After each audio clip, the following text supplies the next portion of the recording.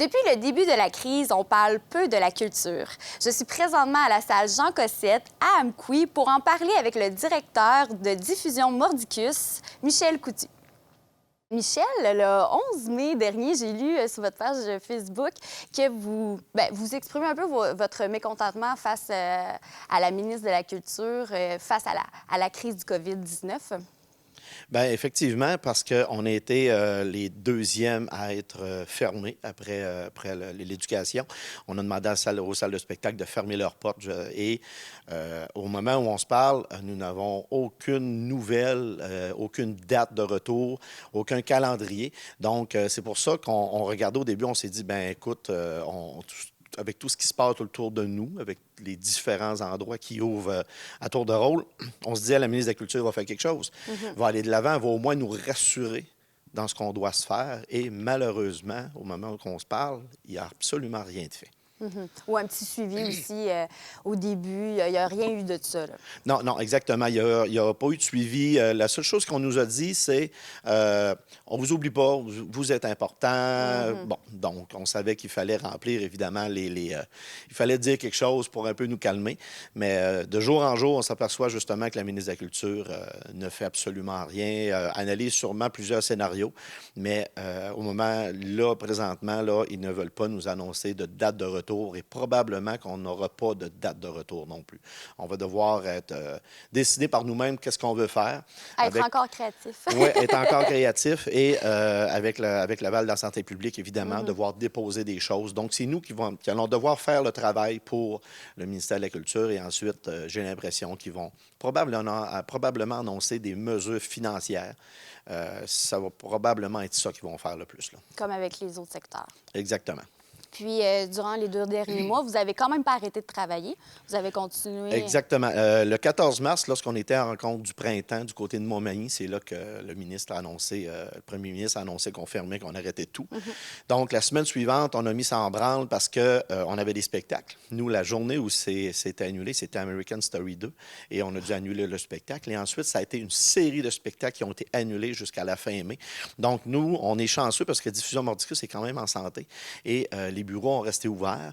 On a fait une partie de télétravail, évidemment, parce que la salle de spectacle est dans une école. Donc, on doit respecter, évidemment, les consignes du ministère de l'Éducation et de notre commission scolaire.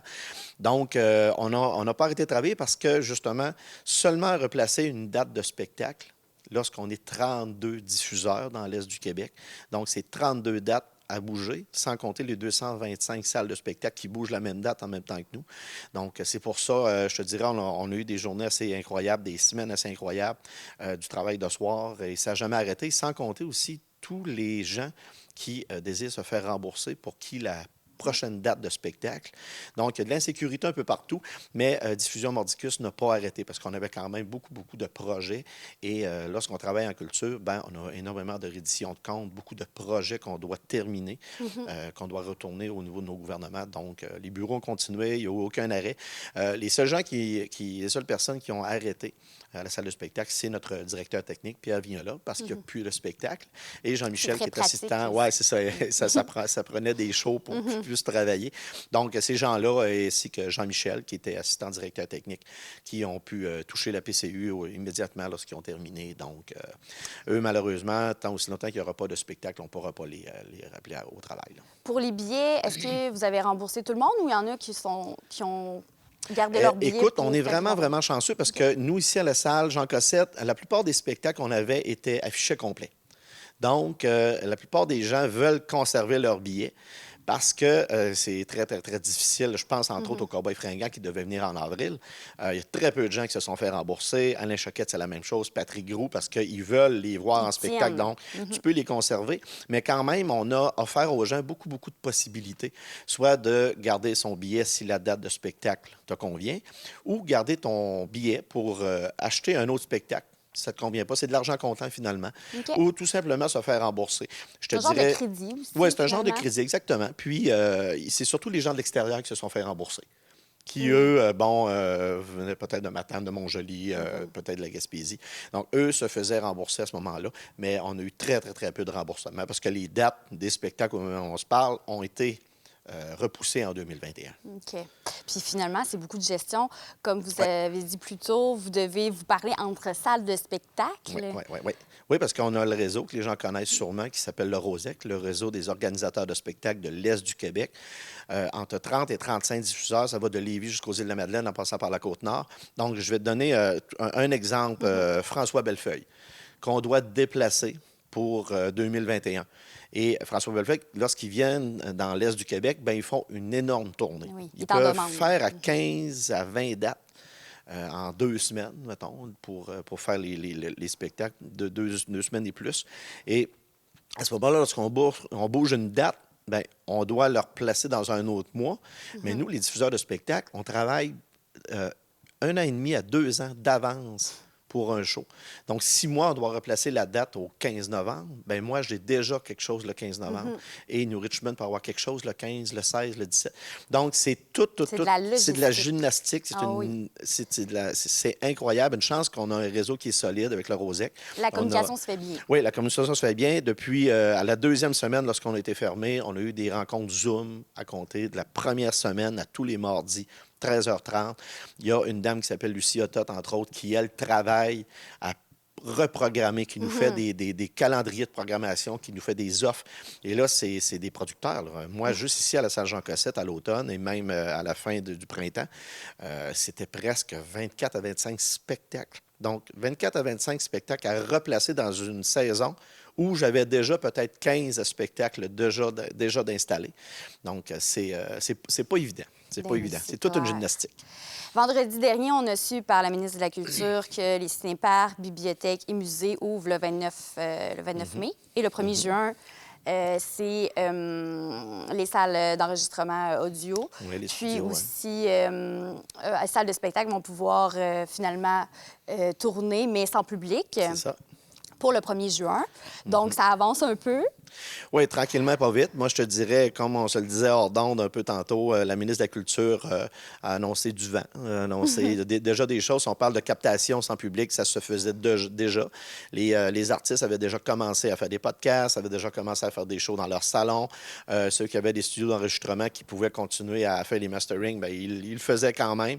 Et au niveau des cinéparcs, on s'entend, là, il y a 5 cinéparcs au Québec. Je suis très, très, très content pour ceux qui ont eu une date de retour et tout ça, mais nous, on n'a aucune date. C'est à peu près n'importe quoi de dire que vous pouvez, à partir du 1er juin, faire de la captation dans vos salles. OK. Mais OK. Et après, qu'est-ce qu'on fait après, là? Donc, on reste toujours, on navigue dans une mer de néant. C'est incroyable, là. C'est peut-être juste positif pour les chanteurs, les chanteuses, puisqu'ils vont pouvoir comme peut-être continuer à produire pour un disque. Oui, exactement, oui. Puis, il faut dire aussi que c'est beau d'annoncer la réouverture, mais on doit aussi annoncer des mesures. Si on pense justement aux artistes, aux producteurs, aux maisons de production, à tout le monde en général, là, présentement, les coûts, les pertes sont énormes. Et là, ils ont une date d'ouverture pour faire de la captation en salle, mais ils n'ont aucune enveloppe budgétaire qui vient avec ça. Non. Donc, c'est difficile de dire, bien, OK, on va l'équiper. OK, mais je fais ça avec quel argent? Parce que je viens de perdre 50 000 là. Donc, tu sais, je dis un chiffre comme ça, mais les pertes sont énormes présentement. En plus, vous avez vécu, comme on disait un peu plus tôt, vous avez vécu une crise en 2017? 2017, oui, avec, c'est ça, l'amiante, où la salle a été fermée presque 10 mois. Donc, nous, on était habitués, justement, de se revirer sur un 10 cents en gestion de crise, justement. Et là, la différence, c'est qu'en 2017, on a pu relocaliser à peu près une vingtaine de spectacles dans d'autres salles de spectacle. Okay. Là, présentement, on reporte et on annule. Parce qu'on ne peut pas aller à nulle part. On ne peut pas accueillir de gens, puis on ne peut pas remplir des salles. Là. Oui, on vit jour le jour, ça change. On ne peut rien préparer à long terme. Puis votre domaine, c'est beaucoup ça, préparer des dates, organiser des dates. J'ai lu, j'ai vu que vous êtes immiscé dans le live Instagram de l'humoriste Arnaud Soli. Oui. Pour faire rayonner un peu notre région. Écoute, depuis, je te dirais, moi, j'ai fait des lives Instagram et Facebook peut-être pendant un bon mois. On a parlé avec Patrick Gros, avec Philippe Laprise, avec Arnaud Soli. On a parlé avec des gens d'OD. On était chercher un peu les gens qui étaient dans qui étaient un peu dans notre cercle d'amis, parce qu'avec le temps, ben, ça devient des amis. Donc, on a jasé justement comment eux, ça se passait. Puis, pour dire un peu, ben écoute, à Amqui, parce qu'on doit le dire ici, depuis 2013, lorsque la salle a été rénovée, maintenant, la salle de spectacle est reconnue. On a gagné, entre autres, le prix diffuseur de l'année, là, 3 ans, justement. Beaucoup de reconnaissance au niveau du Conseil des arts et lettres du Québec, les prix de la SODEC pour le rayonnement des artistes émergents. Donc, la salle, elle a maintenant une renommée assez solide. Donc, lorsque les artistes, ben, on les appelle, maintenant, on peut les contacter direct sur leur Instagram, là, directement. Donc, ils lèvent la main et disent « Ouais, ça me tenterait de jaser avec toi pendant une petite heure. » Puis, on a beaucoup, beaucoup de plaisir à faire ça, là. Donc, ça a pris beaucoup de temps. On en faisait 2 à 3 par semaine. Puis, après, quand les artistes ont commencé à prendre la place, les artistes ont commencé à en faire. Là, Matt Duff a commencé, ça a fait fureur. Ensuite de ça, Guillaume Arsenault a commencé, Mathieu Pepper. Donc, là, ça a fait fureur. Puis ensuite, bien, ce fut les artistes en chanson qui ont commencé à faire des lives. Donc, après ça, on les a laissés aller, puis on les surveille, puis on jase un petit peu hors d'onde avec eux autres. Oui, ça permet de garder contact. Oui, exactement. Et de faire aussi Amqui, on est là. Oui, parce que tu parlais d'Arnaud Soli, on venait de booker sa date pour sa tournée. Il débutait. Lorsqu'ils ont annoncé la fermeture des salles de spectacle, Arnaud commençait la semaine d'après à faire son rodage, son premier one-man show. Puis ça a tombé à l'eau. Donc, c'est ça. Puis nous, ben, on avait une date, évidemment. Puis quand ça fait 2 ans qu'on essaie d'avoir un humoriste ou un spectacle, et moi, je travaille très fort là-dessus. Il y a des dates que j'espère qu'on n'annulera pas, qu'on travaillait depuis 2 ans là-dessus. Parce que les méga stars de l'humour ou de la chanson, là, lorsqu'ils font le tour du Québec, et quand ils viennent dans l'Est du Québec, des fois, c'est vers la fin de la tournée. Donc, c'est ça. Ils font le tour plus autour de Montréal. Ben oui, c'est ça, parce qu'il y a un énormément de salles, beaucoup de supplémentaires lorsqu'ils passent des semaines complètes à Québec. Donc, quand ils viennent dans l'Est du Québec, ben, ils vont partir de Lévis et ils vont faire l'Est du Québec jusqu'aux îles de la Madeleine. Ils vont aller faire aussi la Côte-Nord jusqu'à Fermont.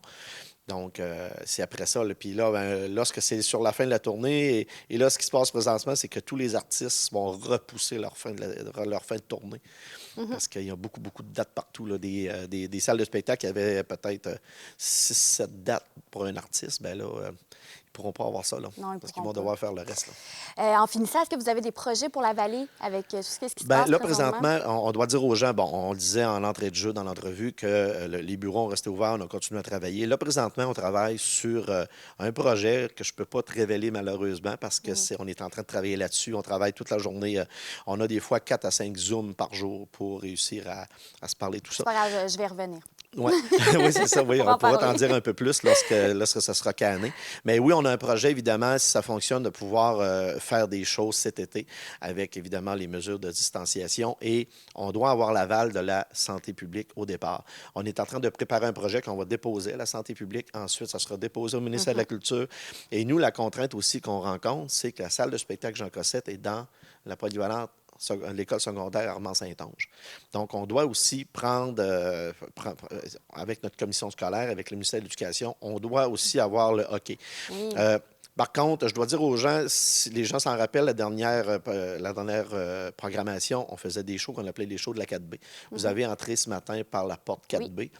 Donc, moi, ce que j'évalue, c'est de transformer la salle en intimiste comme l'été, en cabaret.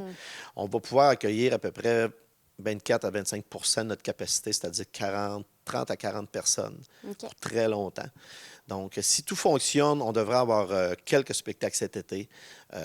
Oui, possibilité de captation, mais il y a un projet un peu plus gros qui se prépare présentement au niveau du réseau, auquel on participe activement. Là. Donc, ça, si tout fonctionne, bien, on devrait avoir un été de spectacle assez le fun, mais ça va être à suivre. Là. Je ne peux pas vous en dire plus. Ça va s'appeler Par la porte 4B. Ça me fait penser un peu comme les studios de télé à Radio-Canada, Studio 42. Oui, la formule de spectacle, on a fait une année, on a fait 8 spectacles et il a passé peut-être une vingtaine d'artistes émergents. Ça s'appelait les shows de la 4B. Wow! Les gens entraient par la 4B, entraient directement sur scène. On était 80 personnes.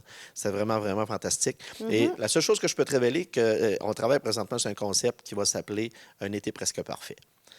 Donc, bonne les idée. visuels sont préparés. On est prêt à faire feu lorsqu'on va avoir le hockey de tout notre monde. Donc, on est prêt à faire feu pour offrir aux Matapédiens de la culture. Il y aurait peut-être la captation. Je ne sais pas quelle tournure ça va prendre, mais il va y avoir quelque chose. Mais pour l'instant, c'est ça. Ça va être un été presque parfait.